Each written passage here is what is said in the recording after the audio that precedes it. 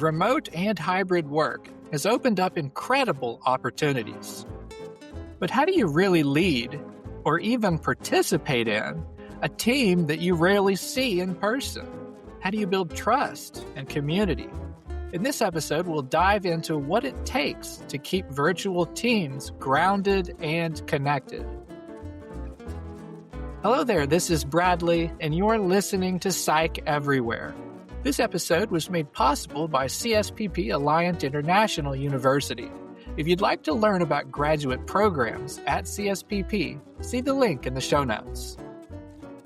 Today we've got an exciting treat, a returning guest, Dr. Denise Lopez, who spoke with us a few years back about authentic leadership and another episode about inclusive leadership. Dr. Lopez is a professor in the organizational psychology programs at CSPP. And in 2019, she co-authored a book on leadership using the INSPIRE model. Now, as you know, the rise in remote and hybrid work environments has changed everything for many leaders.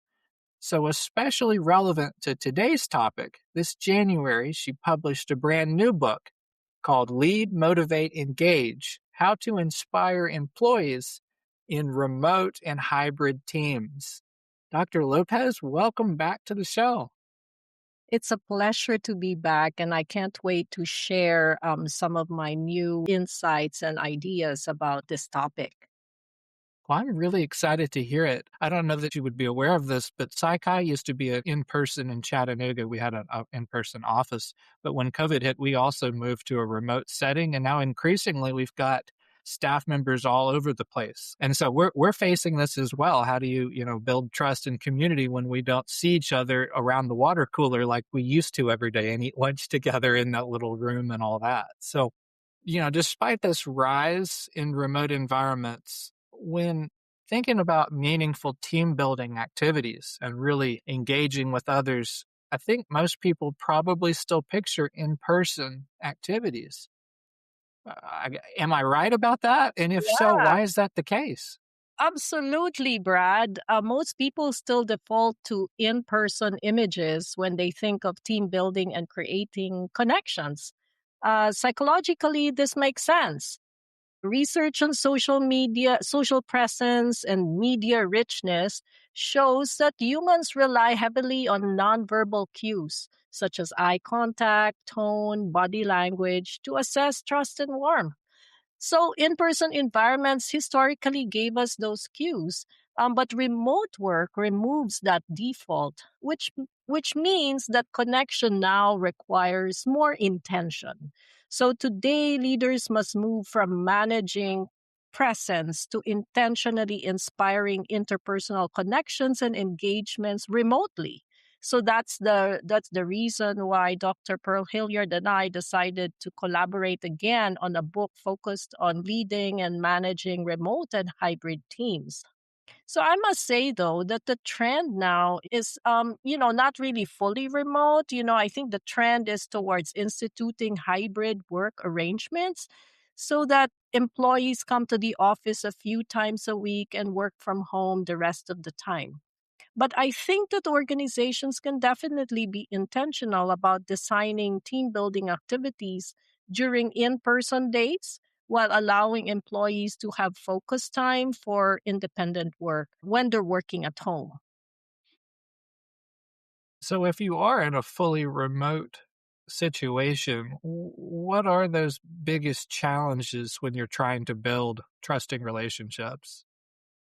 There are 4 challenges that come up repeatedly in our research and practice as coaches and organizational consultants. The first one is obviously invisibility, because it's easy to forget about and exclude team members you don't see regularly. So most people worry about being overlooked or undervalued when we're working remotely. Second is misinterpretation. Without the benefit of nonverbal cues, ambiguity increases and stress fills in the gaps during the relationships. A third thing that people may not really, think about is inequity. right? Because proximity can unintentionally create privilege. In other words, those who come to the office, even at least part of the time, tend to get more attention from leaders and team members compared to those who work completely remotely. And I think the final thing is that the kind of interaction that you have. Remote and hybrid work tends to create what we call transactional interactions, where the conversations are only about tasks and trust never deepens. It's important to know that trust develops through deep, meaningful, and cumulative experiences with team members. Trust tends to evolve when people are recognized for and valued for the unique strengths and capabilities they bring from the team. And also, trust develops from being relationally connected through constant interaction. And these things are relatively hard to establish when you're working remotely. However, I must say, Brad, that given the advances in technology, there are many tools and platforms like Mural or Miro that allow for interactive discussions and team building activities to be conducted online if in person meetings are not possible. However, this would obviously require training, exposure, and confidence building from leaders who are navigating these new technologies. From your research and experience, what foundational elements increase employees' trust in their remote leaders? And on the other hand, the other way around, what increases employers' trust of their employees? Employees tend to trust remote leaders who are predictable, who are transparent, and also fair. Research on psychological safety shows that consistency and follow through matters more than charisma. So employees trust leaders who explain the why. Why are we doing these things? And leaders who communicate early and apply standards of behavior equitably across locations. Many successful leaders take the time to identify and discuss the key performance indicators with their employees so that the outcomes, the expectations are clear. So, an example of a company that does a really good job with communicating well and developing trust is GitLab. It's a prominent tech company, and it's been highly recognized for having this handbook that pretty much outlines all the expectations, the workflows, the decision rights. They're all documented in a handbook that's published for all their employees. And in fact, it's free for all of us to take a look at too and learn from. On the other hand, leaders tend to trust remote employees who deliver on their outcomes consistently, right? And therefore develop a reputation for turning in excellent work in a reliable fashion. But the problem is, I think many leaders say they trust their people, but then they don't necessarily act in ways that demonstrate their trust. Remote and hybrid employees value the ability to work independently and make autonomous decisions. So leaders need to know how to delegate and empower responsibly, depending on employees' skill level and experience. This episode was made possible through a PsychI sponsorship with the Alliant International University California School of Professional Psychology. That's CSPP. Founded in 1969, CSPP was one of the nation's first independent schools of professional psychology. Today, CSPP continues its commitment to preparing the next generation of mental health professionals and advocates. Their dedication to ensuring every community's access to quality mental health care extends from integrated care to inclusive family therapy. Explore their programs at https://info.alliant.edu/partner-psychi. And of course, I'll put a link in the show notes too. I know when we were in person, you could tell if someone was slacking off or was out in the hallway a lot. You knew what was going on with people. Whereas now in this remote setting, you don't really know what they're doing. And so, how could leaders show trust in their remote employees, but without sacrificing accountability or productivity? Yeah, that's such a visual that you're just sharing, Brad, but I think that leaders' perspectives of who to trust, being in terms of being visible, have to change, right? And in fact, trust and accountability are not opposites. I would say high trust requires clear accountability, right? So because we can't see our employees, it's important to have more intentionally scheduled and structured meetings with them to clarify expectations, to provide feedback and coaching, and generally to have this sense of connection, even though you don't see each other at work. So, leaders can promote psychological safety and empowerment by creating open communication channels and investing in training and development for their employees. I want to also say that among the most useful tools for ensuring accountability in a remote environment is shifting the focus from time spent to the outcomes and the impact delivered by employees. So tools like OKRs, or what we call objectives and key results, can help provide structure and documentation. Leaders can also work with team members to create work norms around availability, about response times, about ownership, rather than imposing rigid rules. There's also a lot of project management software out there like Trello or Asana, and these can help employees and leaders track deliverables without excessive intervention.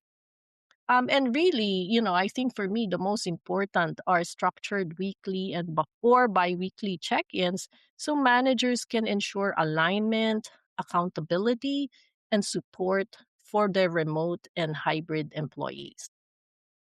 I attended a AMA Franklin Covey leadership workshop in December. And one of the things they talked about with trust was viewing it kind of like a bank account with each person, and Mm, you keep adding a little bit to it. And sometimes you have to make a decision as a leader that maybe takes away a little bit of the trust. But I thought uh-huh. that was really interesting, and it made me want to look inside of my bank account with different people. And I was like, I don't know how to do that. So I wondered, like, could you talk about how could leaders measure or like assess trust within remote teams? Like, I don't even know if we have it. I really love your visual of bank accounts because it implies that, we need to invest in the trust account, Hmm. right? I Yeah. mean, we need to put in the effort as leaders and also as employees to build that trust. So, speaking about how we measure or assess trust, trust can feel intangible, but it leaves measurable signals. So, quantitatively, leaders can look at engagement surveys, retention, participation, internal mobility, career advancement, things like that. Qualitatively, trust shows up when people speak up early, they ask for questions, they ask for help, or even when they surface disagreement respectfully, right? Trust also shows up when they turn in their work reliably or and on time, right? Because the more you are reliable, the more you are truthful, the more you are open. But this just is like a cyclical phenomenon, where trust begins to just grow and grow in a positive spiral. I mean, obviously, you can also think of a negative spiral so that when people don't deliver on their promises, that starts to weigh on the relationship.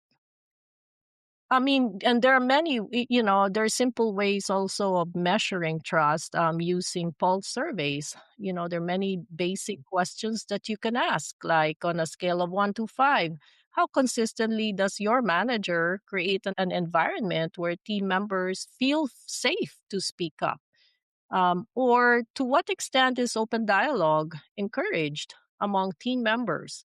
So, you can ask questions about trust, about psychological safety, about open communication, and discuss the results of these surveys openly with your team members. And I would say that the follow-up conversations about the survey results and what we as a team want to do about these results is often more important than the scores themselves.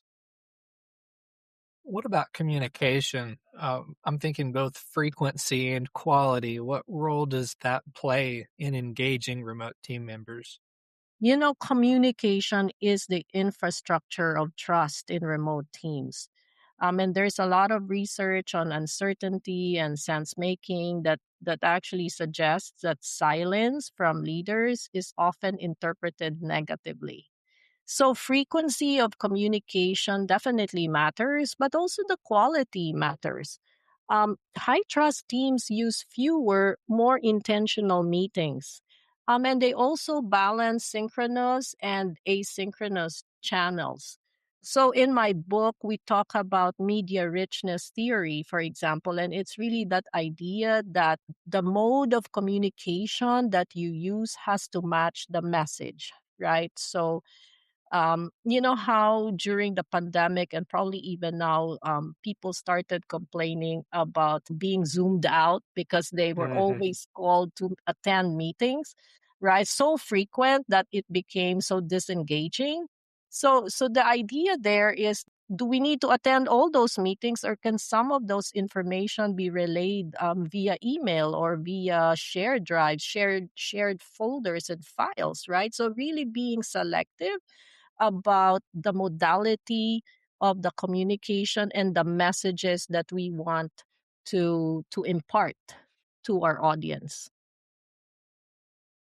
So, speaking about that, one of the tips that we share in our book is really using the right channel for the message. Reserve emails for detailed, non urgent communication. Use chat for quick, informal exchanges, but don't overload the chat either. And schedule a call or meeting for complex, sensitive, or nuanced topics. Okay. And another tip that I often share with my students is to be present and engaged in online meetings. Have norms about, you know, let's say turning cameras on, and if cameras are available. And always discouraging multitasking, encouraging participation, and building inclusion in those meetings, because people can easily be zoomed out if they don't have opportunities to participate. So you already mentioned that if you're in a hybrid setting, do your team building activities in person. But what about for people who are remote only and they really don't have that choice? Could you suggest any practical strategies or activities that effectively foster trust and connection among those professionals? Oh, absolutely. As I mentioned, there are many platforms now like Mural or Miro where people can participate even in various activities like brainstorming or various discussions remotely, right? So there are as a professor, I've had to learn, for example, how to conduct classes online and how to make them more interactive by using different strategies for encouraging participation among people, using smaller groups like breakout rooms, using pulse quizzes and things like that. So there are many strategies that we can use remotely using new technology that can sort of mimic, the in-person experience. So, and there are many other strategies that certainly you can use to foster trust and connection in remote settings. Even simply asking strength based check ins in meetings can help people be seen and valued. So in a meeting, you could start off, asking people to share what strengths did you rely on this week. It's a simple but powerful practice for people not only to share, hey, here I am, here's the strength and unique skill that I bring, And this is how I've contributed to the team this week. So it allows you to be visible. And with visibility comes increased connection and trust. We have an interesting scenario where I work, and I imagine a lot of businesses are running into this, where technically a lot of us are in Chattanooga and we could meet in person if if we wanted to and do this kind of team building activities. But now there's other people who are way off in like Michigan who'd get left out. And so it's like, do you have any thoughts about how to navigate that when you start having these fragmented categories? One of the things I've learned is to default to the online, right? So even if you've got people who are participating in a meeting or a team building, some of them are in person and some of them are hybrid. It's almost by defaulting to the online modality that forces the organizers, the leaders to kind of think about how do we always bring in our online participants in, because if we use the reverse and we default to the people in person, that's the fastest way to exclude the in-person folks. So I know that some organizations ask people to say, okay, we're in the same room together but we're going to use our laptops, right, so that everybody can see everyone, right? So, we're all here in the same room, but we also see other people, um, you know, on screen. So it's almost like building a fair field for everyone to participate. So my last question is, how should you encourage employees to prioritize and really engage in those virtual team building efforts? How do you get Mm, them to really see the importance of this and go fully in? yeah. You know, Obviously, team building connections can't be mandated, but they can be made Right. meaningful, right? So motivation research shows that people will engage in things like team building when they can clearly see that these activities matter, right? Like, what is the why? Why are we here today, right? Why are we gathered here today? What are we doing together?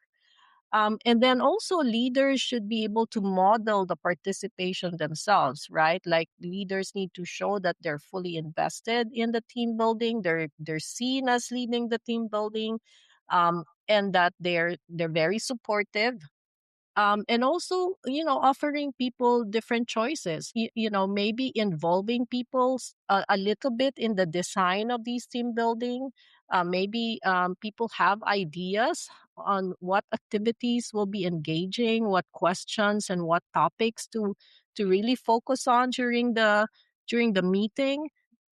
Offering involvement and choice will also increase the level of engagement among the members. Well, this has been fantastic and so relevant, I know, to us and as in PsyChi as an organization, but I imagine to so many organizations and not just them, but schools are going through this. And I know even a lot of students don't see themselves as leaders sometimes, but they really are, right? There's underclass students, there's group assignments, they've got side jobs, all sorts of things. I think people become leaders a lot sooner than they realize. And this is just so important to all of them to be able to see how to make these adjustments and adapt to this changing environment that we're going through. And I just want to thank you so much for coming back on the show. It was a lot of fun. Thank you so much, Brad. I hope that this offered some new ideas that people can try, experiment. This is a brave new world, right? And I think Yeah. the thing I want to emphasize here is that remote and hybrid work doesn't necessarily make leadership or teamwork harder. It just requires us to think creatively and intentionally on how we can make it work, right? So, in a way, we have to be open to change, we have to be open to learning, right? And we also have to be very intentional about how we create that impact that we want to create for everyone. You've just listened to another episode of Psych Everywhere, a podcast by Psych-Hi, the International Honor Society in Psychology. For this show, distinguished guests weigh in on applying psychological science to a diverse range of current events and to better your life. Listen for free wherever you go for podcasts or see a written transcript on YouTube. If you haven't already subscribed to Psych Everywhere, go ahead and follow us wherever you go for podcasts. Tell a friend or a colleague about the show. Word of mouth is a huge help, so share what you learned at the dinner table or in your classes. You could also follow us on X at Psych-Hi Podcast and leave a review at Apple Podcasts. You'll absolutely make my day, and more importantly, you'll be helping us to get Psych Everywhere. Copyright 2026, Psych-Hi, the International Honor Society in Psychology. All rights reserved.